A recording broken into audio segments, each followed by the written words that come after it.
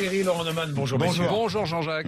François Hollande, vous avez lu cette interview de François Hollande qui est candidat, non? Je sais pas ce que vous en pensez, ça y est. Hein. Parce que vous aviez un doute avant. Ah non, je vois bon, ça va alors. Vous savez, avec les hommes politiques aiment tellement le pouvoir qu'ils sont toujours candidats.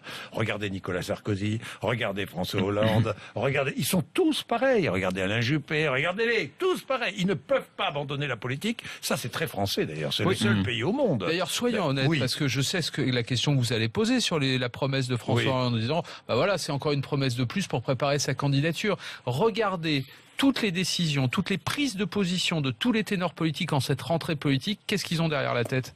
Tous sans exception 2017. Nicolas Sarkozy, hier, il fait sa rentrée avec un mois d'avance. Qu'est-ce qu'il fait ? Il va voir les agriculteurs. Pourquoi, à votre avis ? Parce que 2017. Pourquoi Marine Le Pen veut-elle se séparer de son père ? Parce que 2017. Pourquoi François Hollande promet une baisse d'impôts en 2016 ? 2017. Et je pourrais vous prendre tous les exemples. Évidemment. C'est difficile d'être en désaccord. Sauf à vouloir repousser la date de l'élection présidentielle ou l'avancer. Alors, ces baisses d'impôts, si augmentation de la croissance, vous en dites quoi ? Pascal Perry. Je dirais deux choses. Le premier point, c'est qu'il y aura vraisemblablement un échec sur l'emploi ou un semi-échec sur l'emploi, que donc il faut donner quelque chose à l'opinion. Effectivement, les impôts, c'est un grand sujet et conformément à la tradition qui est la sienne, François Hollande utilise la fiscalité non pas pour lever des impôts, pour alimenter les caisses du Trésor, mais pour faire de la politique. C'est-à-dire qu'il fait de la politique. Et il l'a fait à double détente. D'abord, il parle à son électorat. L'électorat est toujours sensible à l'impôt. Vous savez, l'impôt, c'est magnétique dans l'esprit. Nous sommes tous sensibles à l'impôt. Oui, même quand on n'en paye pas. Oui, même quand on ne vote pas Hollande. Hein. Et même quand on n'en paye pas, et je vous rappelle qu'il y a seulement 47% des Français qui payent l'impôt sur le revenu. Alors, tout le monde paye les autres, c'est vrai, mais l'impôt sur le revenu, qui est censé être le plus républicain de tous, moins de la moitié des Français le payent. Donc ça, c'est le premier point. Et puis deuxième point, surtout, geste en direction des frondeurs qui lui disent camarade, tu as fait des cadeaux aux entreprises, il faut penser aux petites gens. L'impôt, la baisse d'impôt, c'est une politique de la demande, c'est une des alternatives des politiques de la demande, c'est-à-dire qu'on redistribue du pouvoir d'achat en baissant les impôts. C'est l'impôt négatif, si vous voulez. C'est vrai, Pascal, mais il faut se rafraîchir la mémoire ce matin. Vous vous souvenez du discours du Bourget, campagne présidentielle? Tout le monde n'a retenu qu'une seule chose. La finance, c'est mon ennemi, d'accord ? Mais il avait dit autre chose, François Hollande. Il avait dit, attention, compte tenu de la situation du pays, je vais demander aux Français des efforts considérables pendant la première moitié du quinquennat.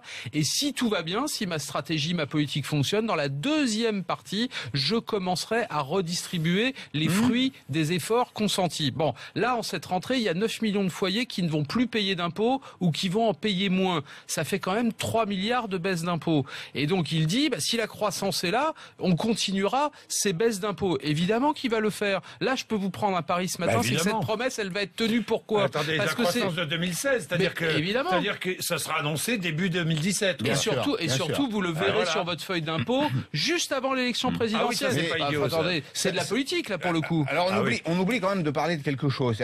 Quand les Anglais parlent de fiscal policy, politique fiscale, c'est les recettes, mais c'est aussi les dépenses. Et là, on parle pas des dépenses, si vous voulez. C'est toujours la même problématique avec François Hollande, c'est-à-dire que il nous explique que il va baisser les impôts. Moi, je voudrais qu'il baisse les dépenses publiques, c'est-à-dire qu'on a un taux de prélèvement obligatoire dans ce pays qui est tout en haut des pays de l'OCDE, c'est-à-dire qu'on est les champions du monde pratiquement. 46,3% du PIB, alors qu'en 2010, c'était 42,5%. J'ai regretté d'ailleurs que la question ne lui soit pas posée. Parce que vous, Pascal, vous avez entièrement raison. Entièrement raison. C'est bien beau de vouloir baisser les impôts, mais il faut baisser les dépenses. Je n'arrive pas à baisser les dépenses. Juste un chiffre, Jean-Jacques. Entre 2010, donc je prends volontairement 2010, puisque Nicolas Sarkozy était encore chef de l'État. Entre 2010 et 2013, donc 3 exercices fiscaux, 64 milliards d'euros d'impôts, de prélèvements obligatoires supplémentaires. Et ne dites pas c'est la gauche ou c'est la droite, c'est exactement à part égale. 32 pour les uns, 32 pour les autres. Exactement pareil. Donc d'où le ras-le-bol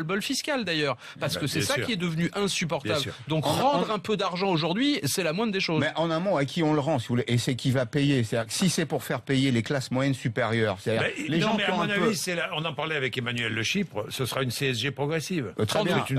C'est un outil pour fusionner l'impôt sur le revenu et la CSG, faire en sorte que il y ait d'un côté un impôt progressif et une taxe qui le devienne, puisqu'elle est proportionnelle aujourd'hui. C'est une des hypothèses, mais ça veut dire un demi-point de CSG. Un demi-point de CSG, c'est 5 milliards. C'est déjà pas mal, vous me direz. Mais bon, ça reste symbolique malgré tout. Et comme c'est de la politique, il y a un point important. Il faut que cette baisse d'impôt se voit. Oui. Il faut qu'elle se voit ou sur la feuille d'impôt ou sur la fiche de salaire. Merci messieurs. Il est 7h59.